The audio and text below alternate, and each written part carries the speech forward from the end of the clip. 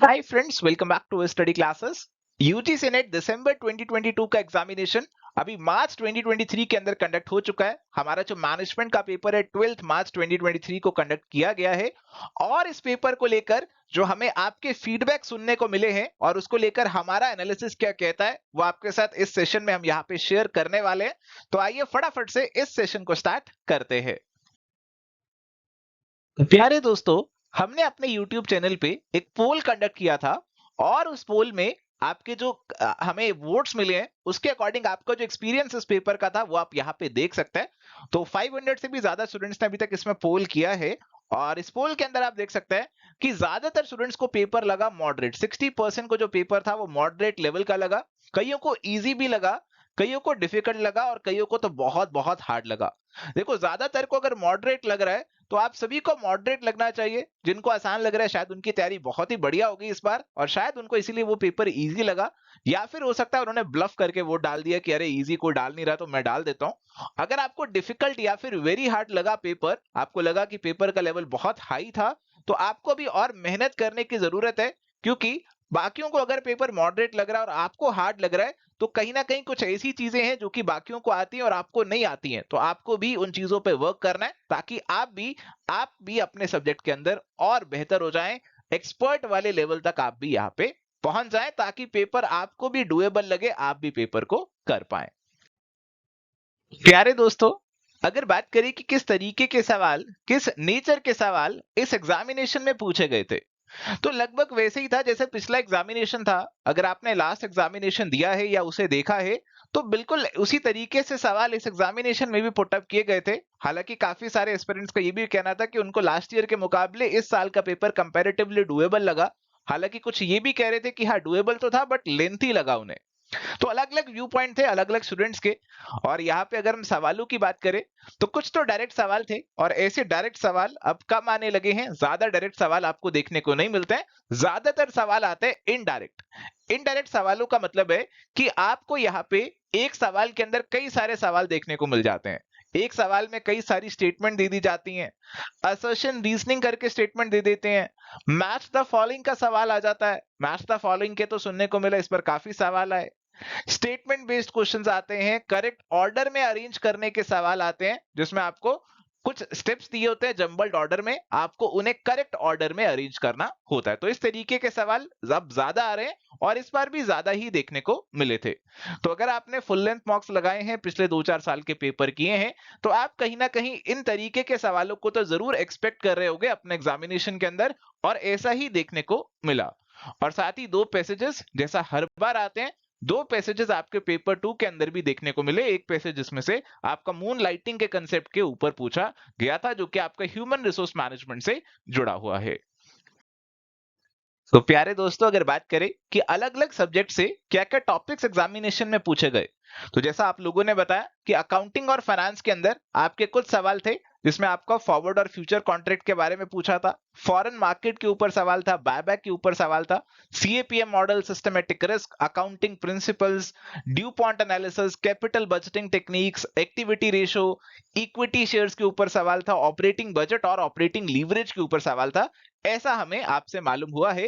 तो टॉपिक्स तो कहीं ना कहीं ऐसे ही हैं जो कि आपने पहले भी करे हुए हैं, बट आपका कहना ये था, जो हमें फीडबैक मिला वो ये था कि सर टॉपिक्स तो वही थे बट उन्हीं को थोड़ा सा घुमा फिरा के पूछा गया था, तो आपको सवाल में खुद से दिमाग लगाना पड़ रहा था।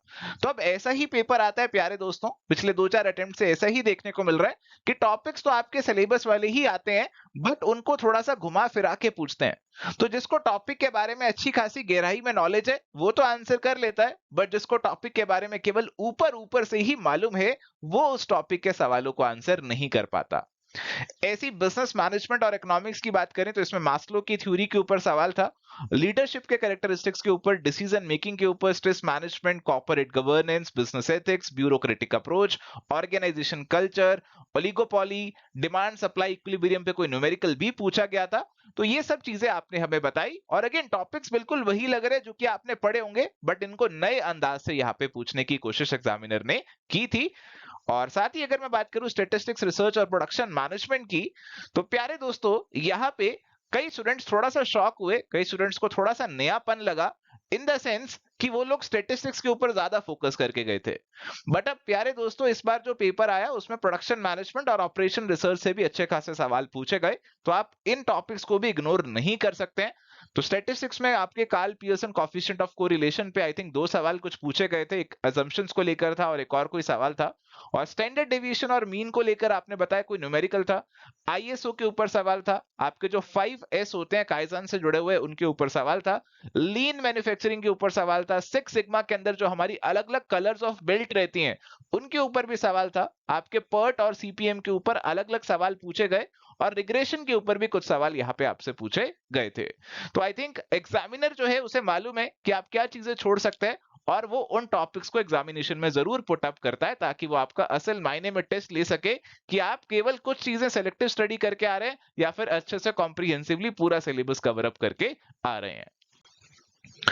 और इससे आगे अगर हम बढ़े तो इंटरनेशनल बिजनेस और इंफॉर्मेशन टेक्नोलॉजी की बात करें तो यहाँ पे भी कुछ स्टूडेंट्स को थोड़ा सा नयापन लगा, क्योंकि इंफॉर्मेशन टेक्नोलॉजी से भी अच्छे खासे सवाल देखने को मिले। तो जैसा आपने बताया कि सर वीज ऑफ बिग डाटा, जो हमारा बिग डाटा होता है उसके कुछ वीज होते हैं, उनको लेकर सवाल था। आपके डाटा वेयर हाउसिंग को लेकर सवाल था। आपका जो ब्रेटन वुड्स की मीटिंग हुई थी शायद उसके कुछ आउटकम्स को लेकर सवाल पूछा गया है। और इंटरनेशनल ट्रेड थ्योरीज पे तो हर बार सवाल आता है, इस बार भी आया। ग्लोबलाइजेशन और ईपीआरजी मॉडल, इन सब पे सवाल देखने को मिले।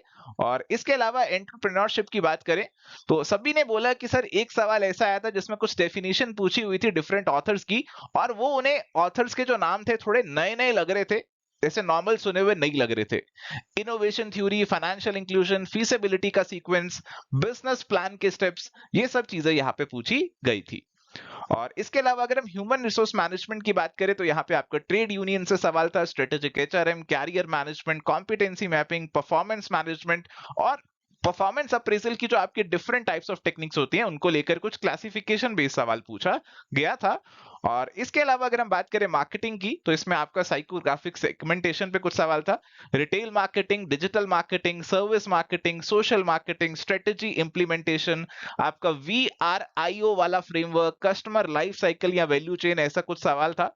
तो ये सब चीजें आपने बताई कि एग्जामिनेशन में पूछी हुई है, तो कुछ हद तक तो आप कवर कर सकते थे सारे टॉपिक्स को, कोई दिक्कत नहीं आती। बट हाँ, कुछ टॉपिक्स ऐसे थे जो कि थोड़ा सा अनएक्सपेक्टेड लाइंस पे थे, हालांकि they are part of your syllabus, but generally एक एस्पिरेंट जो होता है वो कुछ मेन कोर चीजों पे फोकस करता रह जाता है और कुछ चीजों को छोड़ देता है, कुछ फ्रिंज टॉपिक्स हमारे छूट जाते हैं। जैसे आपके इंफॉर्मेशन टेक्नोलॉजी के टॉपिक्स हैं, कई बार वो छूट जाते हैं।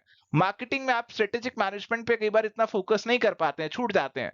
एचआरएम के अंदर भी आपके जो इंडस्ट्रियल रिलेशन से जुड़े कुछ टॉपिक हैं, आप कई बार उन पे ज्यादा फोकस नहीं कर पाते हैं, बाकी चीजों पे ज्यादा फोकस कर लेते हैं। और एग्जामिनर को कहीं ना कहीं ये चीजें मालूम होती हैं, उसे पता होता है कि क्या चीजें आप छोड़कर आ रहे हैं, और वो उन चीजों को लेकर एग्जामिनेशन में सवाल डेफिनेटली पुट अप करता है ताकि वो चेक कर सके कि कौन सा एस्पिरेंट अच्छे से पूरे तरीके से सिलेबस की कवरेज करके आया है और कौन सा केवल सिलेक्टिव स्टडी ही, थोड़ी बहुत स्टडी ही करके आया है।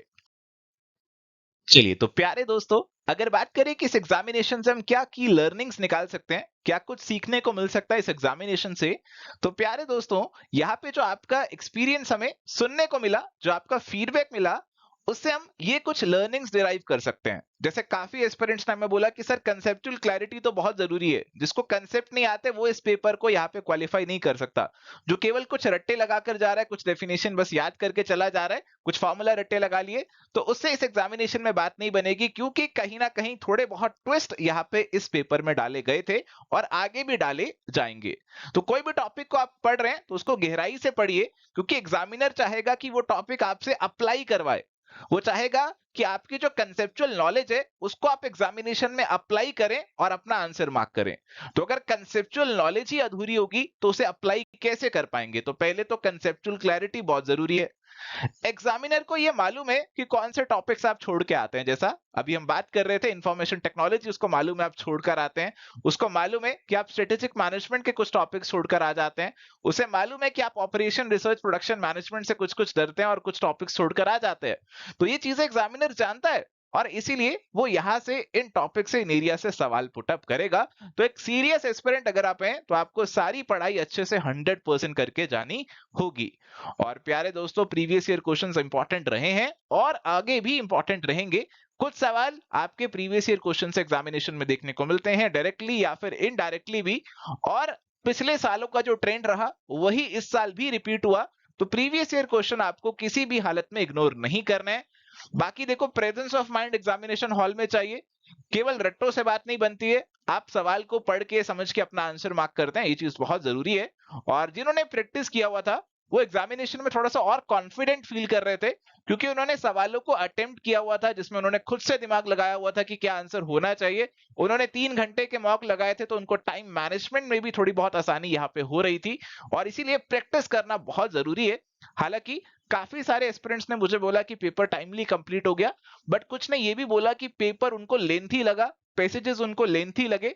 तो अगर ऐसा आपको लगा तो कहीं ना कहीं आप और प्रैक्टिस करके इस चीज को और इंप्रूव करने की कोशिश कर सकते हैं। बाकी जब पेपर हमारे सामने आएगा तो और बेहतर तरीके से उसे एनालाइज करेंगे और आपके साथ उसका फीडबैक भी शेयर करेंगे। और इसी के साथ साथ अब आप ये भी जानना चाह रहे होंगे कि सर इस पर कट ऑफ क्या रह सकता है। देखो, जो आपका एक्सपीरियंस, जो आपका फीडबैक हमें मिला वो ये मिला कि पेपर उनको मॉडरेट लगा, ज्यादा मुश्किल भी नहीं लगा, ज्यादा आसान भी नहीं लगा। और पिछली बार की कट ऑफ्स में अगर आपको यहाँ पे दिखाऊं तो पिछली बार की कट ऑफ्स कुछ इस तरीके से गई थी। आपकी जो नेट की कट ऑफ थी जनरल कैटेगरी के लिए इट वाज 164 मार्क्स, और जो आपकी जेआरएफ की कट ऑफ थी इट वाज 180 मार्क्स। तो अगर आपको पेपर पिछली बार के मुकाबले थोड़ा सा इजियर साइड पे लगा, जैसा कि कुछ एस्पिरेंट्स ने मुझे कहा, तो थोड़ा सा कट ऑफ आपका इससे ज्यादा भी रह सकता है, बट आई डोंट थिंक इसमें ज्यादा फ्लक्चुएशन देखने को मिलेगी। कुछ हद तक मुझे लग रहा है कि कट ऑफ इस बार ज्यादा रह सकती है। बाकी एग्जैक्टली चीजें अभी कुछ नहीं कहा जा सकता, एक रफ आइडिया आपको इन कट ऑफ से मिल जाएगा। अगर आपके इन कट ऑफ से ज्यादा नंबर बन रहे हैं या आपको लग रहा है इनसे तो ज्यादा आ ही जाएंगे, तो कहीं ना कहीं आपके चांसेस बन सकते हैं इस एग्जामिनेशन को क्लियर करने के। प्यारे दोस्तों, अगर आप यूजीसी नेट कॉमर्स या मैनेजमेंट की तैयारी कर रहे हैं या फिर पीजीटी कॉमर्स की तैयारी कर रहे हैं और आप चाहते हैं कि एक सिस्टमेटिक तरीके से, कंसिस्टेंट तरीके से आपकी पढ़ाई हो जाए, तो आप एवर स्टडी के कोर्सेज को भी चेकआउट यहाँ पे कर सकते हैं। आपको डिटेल्ड कॉम्प्रिहेंसिव कोर्सेज मिल जाएंगे इन सभी एग्जामिनेशंस के लिए। माय डियर फ्रेंड्स, अगर आप इन कोर्सेज को लेने का सोच रहे थे तो I think that now is the best time to enrol in these courses. तो अभी होली ऑफर के अंदर आपको सभी कोर्सेज पे फ्लैट 40% प्लस एक्स्ट्रा 5% ऑफ मिल जाएगा। ये ऑफर आपका इनिशियली 10th ऑफ मार्च के लिए वैलिड था, बट हमने इसे अभी कुछ दिन के लिए और एक्सटेंड कर दिया, और अभी आज तक के लिए ऑफर वैलिड रहेगा। तो आज तक आप इस ऑफर को अप्लाई कर सकते हैं और आप सभी कोर्सेज पे एक्स्ट्रा डिस्काउंट्स यहाँ पे अवेल कर सकते हैं। आज के बाद ये ऑफर और एक्सटेंड नहीं किया जाएगा। तो प्यारे दोस्तों, ये थी छोटी सी चर्चा आपके साथ, जिसमें हमने मैनेजमेंट का जो इस बार का पेपर था उसके बारे में कुछ चीजें डिस्कस करी है। तो उम्मीद करता हूं आपको आज के सेशन से कुछ सीखने को मिला होगा। अगर आपने ये वाला पेपर दिया था तो I wish you all the very best, और ऐसे सेशंस के लिए जुड़ने के लिए आप हमारे यूट्यूब चैनल को जरूर से सब्सक्राइब कर लीजिए, टेलीग्राम चैनल को ज्वाइन कर लीजिए, और एवर स्टडी क्लासेस की ऐप आप डाउनलोड कर लीजिए, जहां से आप हमारे कोर्सेज को भी एक्सेस कर सकते हैं। तो this is it for today. Thank you, bye, take care, all the best.